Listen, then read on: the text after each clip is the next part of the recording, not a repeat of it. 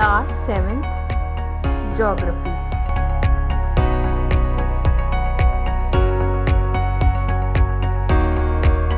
Chapter number 6, Weather and Climate.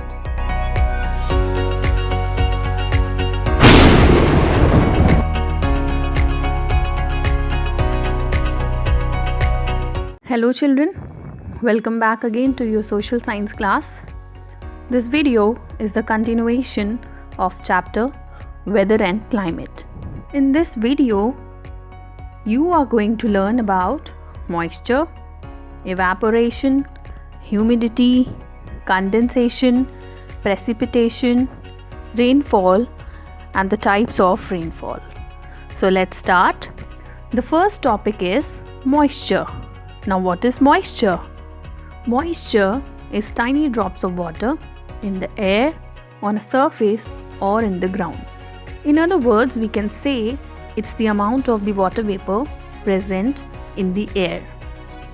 Moisture in the atmosphere exists in the three states: solid state, liquid state, and gaseous state. It varies from place to place and from time to time. There is more moisture in the equatorial region as compared to the other regions of the world. And the air has more moisture during the summer season than in the winter season.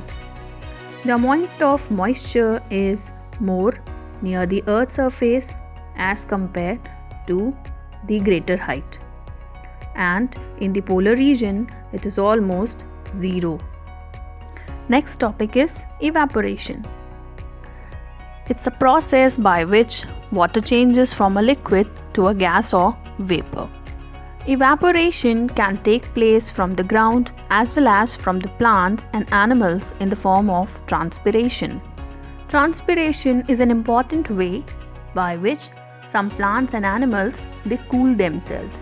This process takes place at all the times and at all the temperature, but its rate increases with the increase in temperature as well as it decreases with the decrease in temperature. Next topic is humidity. Humidity is the concentration of water vapor present in the air. Water vapor, the gaseous state of water, is generally invisible to the human eye. The actual amount of water vapor which is present in the air is called humidity or absolute humidity. When the air holds the maximum amount of water vapor, it is said to be saturated air. We can also call humidity as relative humidity, which means the percentage of water vapor in the air at a given temperature. It is always expressed in percentage, while absolute humidity tells us about the amount of precipitation. Next topic is condensation. Condensation is the process by which the water vapor gets converted into liquid.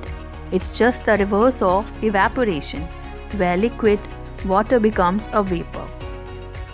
Condensation generally occurs in the atmosphere when the warm air rises, cools, and loses its capacity to hold the water vapor. As a result, excess water vapor condenses to form the cloud droplets. And these clouds they move from one place to another even by light air movement. And depending upon the shape and the height at which they are formed, we can classify clouds into different types. They are cirrus, cumulus, stratus. The clouds which produce precipitation are called nimbus. Next topic is precipitation. Precipitation means water that falls from the clouds towards the ground, especially as rain or snow. Some of the important forms of precipitation are rain, drizzle, snow, and hailstone. The most important form of precipitation is rainfall, and depending upon how warm or moist the air is, we can classify the rainfall into the different types. First is convectional rainfall. Convectional rainfall occurs when the energy of the sun heats the earth's surface and causes water to evaporate, changing to water vapor. This warm, moist air then rises, and as it rises, it cools. The air reaches a point called condensation level, where it has cooled to such an extent that the water vapor condenses and turns back to a liquid form. This process of condensation high in the atmosphere leads to the development of the clouds. As the clouds continue to grow, the weight of the water droplets eventually leads to precipitation. This type of rainfall is very common during the day in the equatorial region. Next type of rainfall is orographic rainfall. Orographic rainfall is produced when moist air is lifted as it moves over the mountain range. As the air rises and cools, orographic clouds form, and they serve as the source of precipitation, most of which falls upwind of the mountain ridge. It is also known as relief rainfall. The windward side of the mountain gets more rain as compared to the leeward side of the mountain. The next and the last topic is cyclonic rainfall. Cyclonic rainfall occurs when warm air and the cold air they meet each other. As we know, the warm air is lighter. It rises above the cold air, and the rising of the air is then cooled beyond the saturation point, which results in the heavy rainfall.